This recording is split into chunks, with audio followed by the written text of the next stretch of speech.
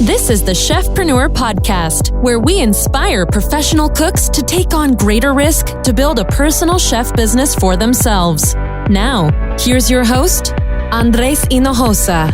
Hey guys, thank you for joining me for another episode of the Chefpreneur podcast. I'm your host, Andres Hinojosa. I want to thank you guys all for tuning in. You know what? We just hit 1,000 downloads for our last episode, which was all about our mindset. So I'm really excited about that. That shows that looks like you guys are wanting to learn more, and I just hope that you guys continue to listen. So today, what I want to be talking about specifically is when you start any business, especially a personal chef business, you really want to look at who the clients you are going to be serving, what they look like, and really kind of narrow down what your niche and what you're going to be known for. So I was just speaking on the phone with someone today about this, and I wanted to share it with all of you today, that when you're looking at starting any business, especially a personal chef business, like I mentioned, you really want to look at the niche and the demographic of the people you're going to be serving. Now, I'm going to kind of dive in a little bit more to this, but I want you guys to kind of listen to what I'm going to say, because one of the biggest mistakes I made when I first started my own business, like I've mentioned before, is I was trying to please everyone. I was trying to cook for anything that, was living or breathing, and it just didn't work out. It wasn't the best way for me to gain customers, because think about it this way. This is kind of an example I gave someone today. If you owned a BMW or a Mercedes-Benz, right, and you have something wrong with it, you need a transmission change, you need some major service done on it, you're going to take it to maybe a mechanic, obviously. And if the mechanic can say, I can figure out how to do that, I usually work on Chevy or I work on Ford, but I can figure it out, no worries. Now, in the back of your head, you're going to think, well, he's a mechanic, he can probably figure it out. But the truth is you're going to want someone that probably has experience with European cars, right? Because you don't want to hear that from a mechanic like, well, I'll figure it out, I think I'll be able to handle it.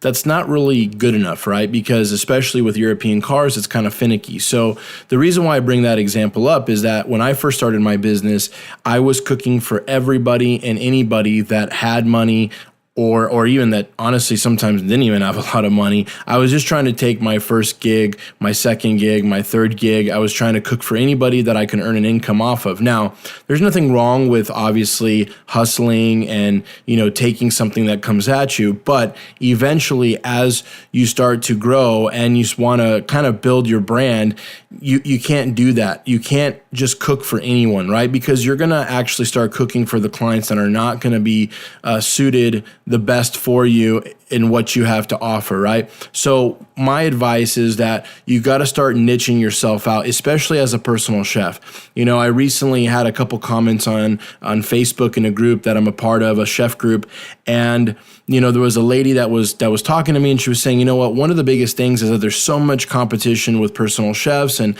you have to feel like you're competing against all these other chefs, and you have to build a name for yourself. Now, I'm going to be honest with you. Building a name for yourself is a very loose term, and it sounds super, highfalutin, and it sounds, I guess you want to build a name for yourself, yes. But your name has to be attached to something. And what I mean by that is that so many chefs in the personal chef space, and even businesses for that matter, they don't know necessarily what they're known for. And when they don't know what they're known for, the customer and the client doesn't know what they're known for. I give the example of this. If you are in a space that you want to be a vegan chef, okay? If you're going to be putting out some amazing vegan food and you're going to be advertising and your entire website speaks about, you doing vegan gourmet cuisine, then obviously you're going to attract people who are vegan. You are going to look good in their eyes. They're going to say, I'm looking for a personal chef experience. I want somebody who knows what they're, basically who specializes in doing vegan food. Now, I personally in my business have done vegan menus for certain clients, but it's not my forte. It's not what I'm known for.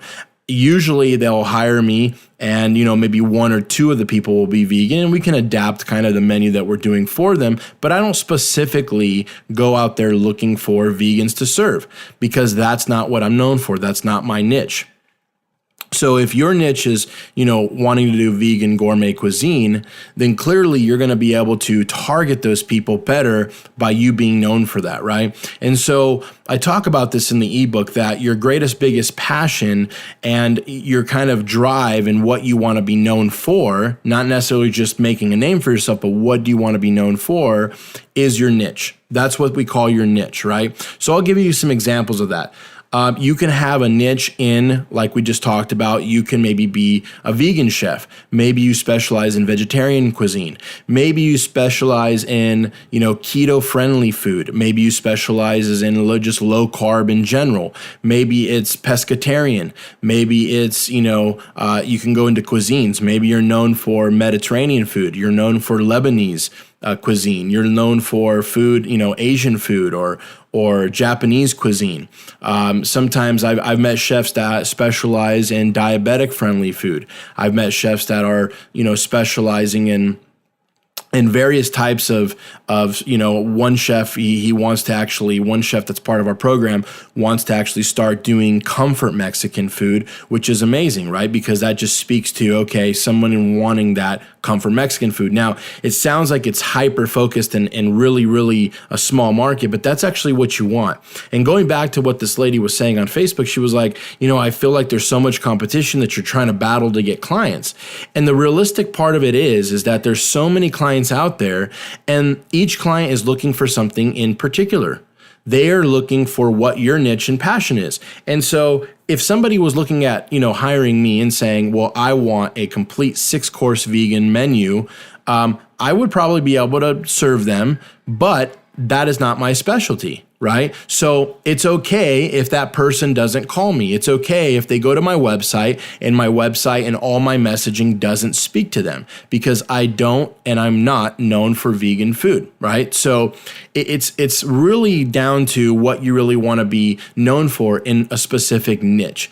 And I think too many chefs in the industry now, sometimes we think that we have all the answers, that we're an all-around good chef, and a lot of us are, but we all have something that we really love to do, right? We all have a specific niche that we're really, really interested in. I know some chefs that are extremely good with molecular gastronomy, and that's not my forte. I don't know anything about, that whole science stuff. It's fascinating. I love watching, YouTube videos on it, but I personally am not known for that, and I don't enjoy cooking that way. Now, I'm not saying I wouldn't like to maybe hire someone to do that and have that experience, but I'm not known for that. So clients don't come to me looking for, those amazing dishes that have, all these, scientific, I guess you would say, molecular gastronomic type of cool things happening on the food. I don't know how to do all that stuff. So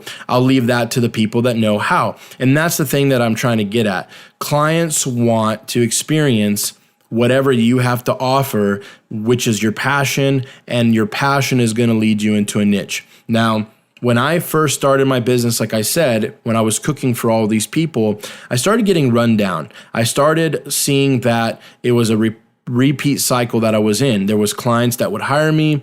They didn't want to pay me very much. They were looking for, I was saying yes to anything and everything. So some of the food wasn't even up my alley, but of course I'm going to lie and say, yeah, I can do that. And then, of course, that came around and bit me in the tail, right? Because then I had to end up doing food that I'm not comfortable doing, that I didn't know how to do. And then the client actually can sense that, feel that, and, it was probably okay. It's not like I did a horrific job doing some of those things, but it wasn't what I was known for. So the client was sitting there probably looking at me like, all right, this chef is good, probably, but I don't know if that was his best meal, or maybe that's not what he's known for. I had one particular client, asking me to do all types of spa cuisine. And I'm a bigger guy. I'm not, some fit guy. So I'm not saying that I can't cook healthy, right? But, he was looking for kind of a Asian influenced, really light, spa cuisine where it's a lot of broths and poaching this and poaching that, and, raw sauces and things like that. And again, I've learned some of that over the years, and I can make some of that food, but he wanted it on a consistent basis, and I was going to start running out of ideas. So I was able to give him a couple days, 2-3 days worth of, of food, but I couldn't go past that, right? So, and I think that so many chefs, they think that because it's just a client wanting to hire a chef, that you're going to be the chef. And it couldn't be further from the truth. And in fact, when I made that switch, when I started thinking to myself, okay, what do I want to be known for? What do I want to cook? What is my niche going to be? Then it started to get like a little bit more exciting, right? Because now I'm like, okay, I can actually do the food I want to do.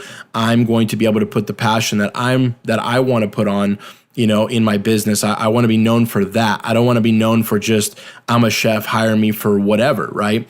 And in my business right now, in Dinner with a Chef, it's kind of morphed over the years. And I would say that there's things that I'm really, really good at. I do have a couple other chefs in my company. And so we're all kind of known for certain things, right?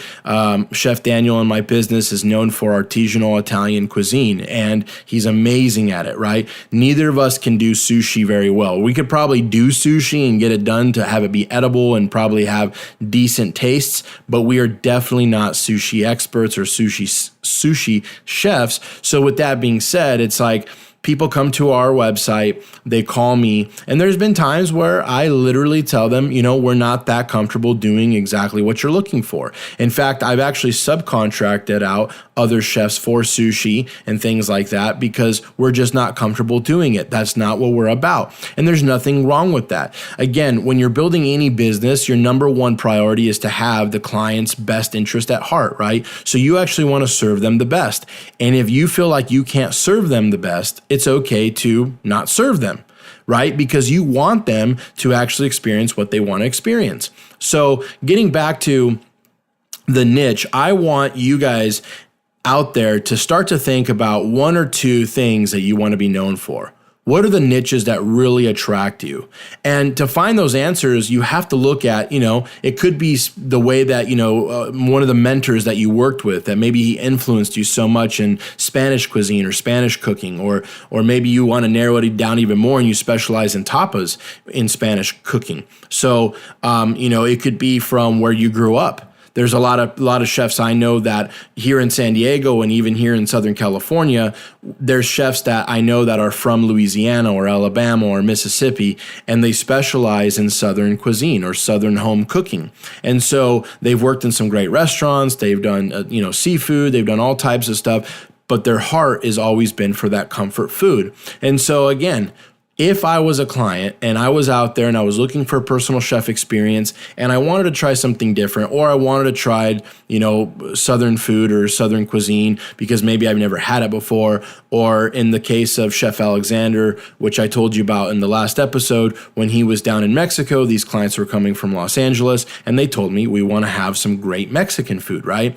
And that's actually what Chef Alexander wants to be known for, is that comfort, like kind of just simple comfort Mexican food. So it worked out perfectly. And that's the way that why they were so, happy with him was not only because he gave great service and did great food, but he was also doing what he wants to do, and so that he's able to do it best, right? So that's just a big lesson for you guys. And I think that with that being said, it actually sounds like your market's going to get smaller. And so, kind of mentally, psychologically, you're thinking, well, is there enough people that want what I have to offer? And I'm going to tell you one thing about us human beings, right? When you're presenting something that intrigues you, if you're looking through Facebook and maybe you're going through your feed and you see an advertisement and an advertisement intrigues you. Maybe there's a chef on there that just posted a video and is talking about her favorite gumbo recipe that her grandmother taught her, 20 years ago. For me, I'm going to be intrigued to learn that dish because I am definitely not an expert in kind of Southern cooking, right? I've made a gumbo before and I can definitely eat one. I love gumbo. I love any type of Southern cooking. For all of you guys out there who know how to do some good Southern cooking, it's one of my favorite foods, but I am not versed in it. That's not what I'm known for. I don't feel super comfortable. I'm not an Emeril Lagasse, if anybody remembers him, right? I'm not an Emeril Lagasse. I'm not a Paula Deen that knows Southern cooking, right? I'm not from the Bayou. I'm not from Louisiana. I'm not from Mississippi, Florida, all those great Gulf states that serve incredible, amazing Southern cooking. So when I'm looking at this and I'm going through my feed and I see somebody popping in and saying, hey, this is my gumbo recipe, my grandmother's gumbo recipe, that's delicious. Now, clients, they might not even know what they want yet until they see you speaking to them and saying, hey, I'm known for this, right? But imagine if you were imagine an advertisement on Facebook and you're going through the news feed and there's an advertisement that there's a personal chef saying, hey, whatever you want to cook, I can cook it. Now, let's be realistic. A lot of us chefs are probably going to call their BS, right? We're going to say, really, you can cook it all? That's a little bit of a tall order. But with all due respect, when you're looking at it in that angle, it's like it's not really going to speak to anybody. Nobody's really going to look at that chef and say, oh, I got to hire them. Like they can cook whatever I want. It's kind of like that mechanic I was talking to you about, right? Well, yeah, I can figure it out. I can figure out how to change your transmission in your Mercedes. And you're kind of like, I don't really want you to figure it out. I kind of want you to know already how to change the transmission in my Mercedes, right? Because I don't want to have to come back here 2 or 3 times for you to fix it again and again. Or I'm going to go spend more money at the Mercedes-Benz dealership getting it fixed right, after I've already paid you to try to fix it. So again, that niche and doing that type of, kind of looking at the environment and the market that way will really actually start to, it sounds like I said, it sounds kind of like I'm minimizing my market, but in fact, I'm actually hyper focused now on a market, and it allows me to do what I'm known for and be best for. And that's the takeaway I wanted to give you guys today is that when you start to look at your passion, you start to develop, those passions that you already have as a chef, and you want that to be the niche that you want to serve, that niche market in your personal chef business. I'm telling you, it's immensely powerful. This is what transitioned me in my business to taking any client to start and say, okay, I don't want to do weekly meal preparations. I don't want to do kind of food that people are going to reheat. I don't want to do, I'm not into sushi. I'm not into all this stuff. This is the kind of cuisine I'm known for, and I want to do only private events. I want to do it only for like special occasions, birthdays, anniversaries, bachelorette parties, bachelor parties, you name it, we've done it. And it's all for those personal, those special occasions. So I'm really wanting to, that's where I'm now niched in my business. And I tell you what, when people are looking for that, they're here on, staying in a vacation rental home on Airbnb, they're staying in a beautiful home on the beach. I specialize in, basically catering to a private event and cooking for them in that home.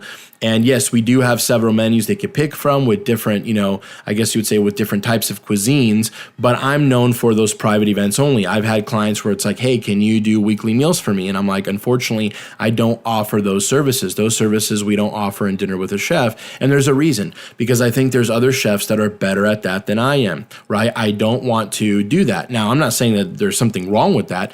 I just personally don't want to do it. It's not my passion, so it doesn't serve my customer 100% if I tell them, hey, I can do it, I'll get it done. Again, can I do a decent job? Probably, right? Just like that mechanic, I can probably figure it out, but that's not what I want to do. And so customers can tell that you don't want to do that. Actually, the same lady that was commenting on Facebook to me was talking about how her passion is pastries and sweets. And I'm thinking to myself, if you go into business for yourself, maybe start doing some of those things. Start doing, pastries and sweets. It sounded like she was working in restaurants, and it sounded like she's actually told me that she's kind of tried the personal chef thing before. But she said, again, it's going back to a lot of the fears that chefs have is I don't have enough clients. I'm not going to make enough money. And personally, I know that I feel like I have a strategic plan that I can give you guys to actually create consistent income from this and build your business relatively fast and quickly. And part of it is finding your niche. Part of it is sticking in your lane and being really good at what you do. That is a big part of it, because when you do it that way, think about it this way. If a client wanted to call Chef Alexander again for his, I guess you would say, modern comfort Mexican food, right? What they're going to do is they're going to get exactly what he's advertising. They're going to get modern comfort Mexican food, right? when they experience that and they want to tell their friends, man, if you want great comfort Mexican food, you have to go with Chef Alexander. Right? And a lot of times they'll still refer you as just a great chef and a great guy, and it doesn't even really matter what you're known for, but notice the words that they're using. They're referring you, and people are like, oh my God, that sounds amazing. Like, I love good Mexican food. Like, I want this Mexican chef to do like a modernized comfort Mexican food in my home. That's amazing. And they're going to reach out to him when they want that specific food. And to be honest with you, a lot of times it's not because like, oh, I'm in the mood for, good comfort Mexican food, so I'm going to call Chef Alexander. It's more like, well, my friend gave me a reference saying how great he was. There's a level of curiosity, and they're like, well, I have to try him for myself. I want to experience his cuisine. So do you see where I'm going with this? And now, if Chef Alexander was like, hey, I want to just offer whatever I want to offer, and I'll cook for anybody and everybody, then you're going to have a problem. And they're still going to maybe refer you, but then it's kind of like, well, we don't really, what does he specialize in? Well, I don't know. He just kind of does anything. Oh, okay. That doesn't sound too exciting. Do you see what I'm trying to say? Right? Or if a chef was like, hey, I specialize in molecular gastronomy, like, isn't that amazing? Like, oh my gosh, we want an experience. I want to invite 6 of my foodie friends over, and I just want him to blow us away with like a 9-course molecular crazy menu, and have it just be, whatever, I don't know, mozzarella balloons and all types of crazy stuff. Then that's the experience they're going to want to do. And they're going to refer that chef to other people that are going to want that same experience.